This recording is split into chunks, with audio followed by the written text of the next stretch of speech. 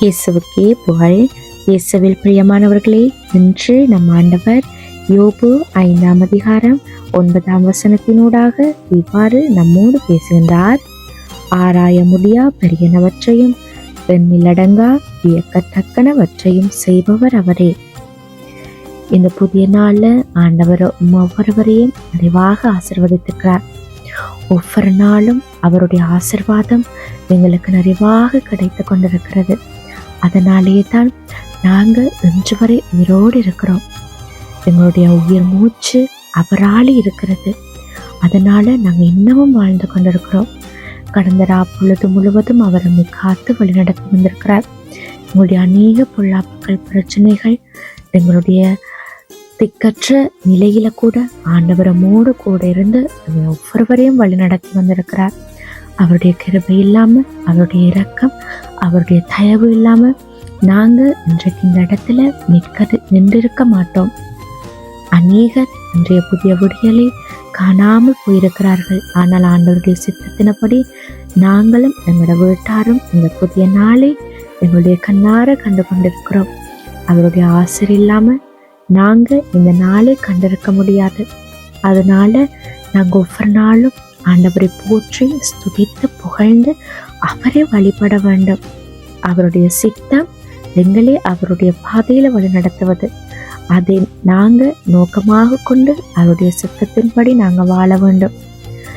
எங்களுடைய உயிர் மூச்சு இருக்கிற வரைக்கும் நாங்க ஆண்டவரை போற்றி ஸ்துதித்து மகிமைப்படுத்தி கொண்டே இருக்க வேண்டும். ஏனெனில் சர்வ வல்லவர், சகலத்தையும் படைத்து ஆண்டவர், நம்முடைய தகப்பன். அவர் நம்மோடு என்றும் இருக்கிறார். அதனால நாங்கள் இதை குறித்தும் கவலை கொள்ளாமல் இருக்க வேண்டும். ஒவ்வொரு நாளும் நாங்கள் கண் விழிச்சதுமே ஆண்டவரை போற்றி ஸ்துதிங்க. அந்த நாளை தந்ததுக்காக அவருக்கு நன்றி சொல்லுங்க. அவருடைய கிருபை, அவருடைய தயவு எங்களோடும், எங்களோட குடும்பத்தோடும், எங்களை சுற்றி இருக்கிறவங்களோடும் நிறைவாக இருக்க வேண்டும்னு ஆண்டவருக்கு செபிங்க. அவர் உங்களோடு இருக்கிறார். உங்களை காக்கும் தகப்பனாக இருக்கிறார். உங்களுடைய கோட்டையும் உங்களுடைய அரணுமாக இருக்கிறார். அவர் உங்களை ஒரு நொடி பொழுதும் கைவிட மாட்டார். இன்றைக்கு அவருடைய வார்த்தை மிகவும் தெளிவாக சொல்லுகிறது.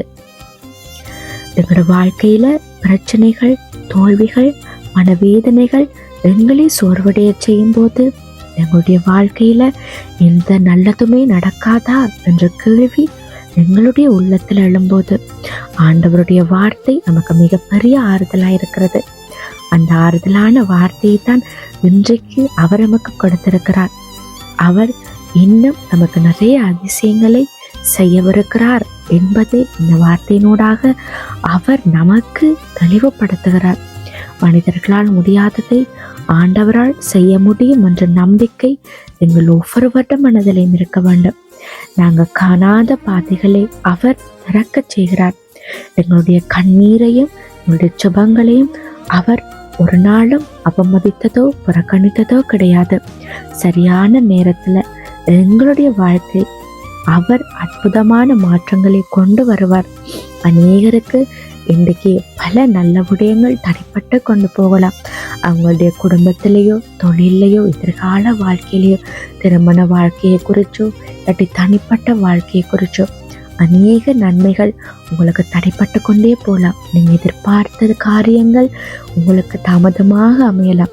ஆண்டவர் இன்றைக்கு இந்த வார்த்தையினூடாக உங்களுக்கு சொல்லுகிறார், நான் இன்னும் அதிசயங்களை செய்வேன் என்று. நீங்கள் நினைச்சு பார்க்காத மிகப்பெரிய காரியங்களை உங்களுக்கு செய்து முடிப்பேன் என்று சொல்லுகிறார். அவர் நீங்கள் நினைச்ச உடனே உங்களுக்கு இந்த காரியத்தை தந்துட்டா அதனால எந்த பயனும் கிடையாது. ஆனால் நீங்கள் காத்திருந்து அதை எதிர்பார்த்து பெற்றுக்கொள்ளும் போதுதான் உங்களுக்குள்ளாக மிகப்பெரிய மகிழ்ச்சி உண்டாகும். அதனூடாக ஆண்டவருடைய சித்தம், அவருடைய அதிசயம் வெளிப்படும். நீங்கள் ஆண்டவருக்கு சாட்சியாக இருக்கணுமெண்டா அவருடைய தாமதத்துக்காக காத்திருங்க. அவருடைய தாமதத்துக்காக நன்றி சொல்லுங்க. ஏனெண்டா அவர் உங்களை மிகவும் நேசமாக இருக்கிறார். உங்களோட மூலமாக அவருடைய சித்தத்தை அவர் வெளிப்படுத்த தயாராக இருக்கிறார். அதனால அவருடைய காத்திருப்புக்கு நீங்க உறுதுணையாக இருங்க, பொறுமையாக இருங்க. நிச்சயமாக உங்களுடைய வேண்டுதல், உங்களுடைய விண்ணப்பம், உங்களுடைய ஆசை எல்லாம் அவருடைய குறித்த காலத்தில் உங்களுக்கு கிடைக்கும். அதனால பயப்படாம, கவலை கொள்ளாம, நம்பிக்கையோட ஒவ்வொரு நாளையும் தொடங்குங்க. எனக்காக ஆண்டவர் வேலை செய்கிறார் என்ற விசுவாசம் உங்களுடைய இருதயத்துல முழுமையாக நம்பிக்கையாக இருக்கட்டும். நேற்று நடந்த தோல்வி, காயங்கள், மனக்கவலைகள் எல்லாம் இன்று எதிர்காலத்தை முடிவு செய்யாது.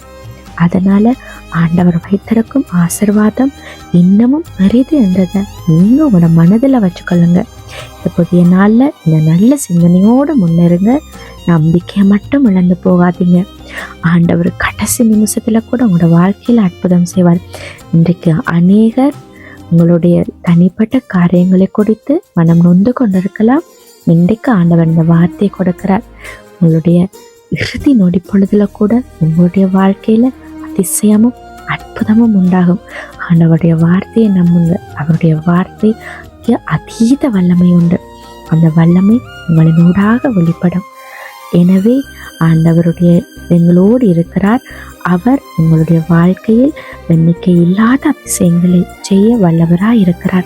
ஆண்டவரை நம்புங்க, அவரை விசுவாசிங்க. உங்களுடைய வாழ்க்கைக்கு அவர் வெளிச்சமாக இருப்பார். ஆமேன்.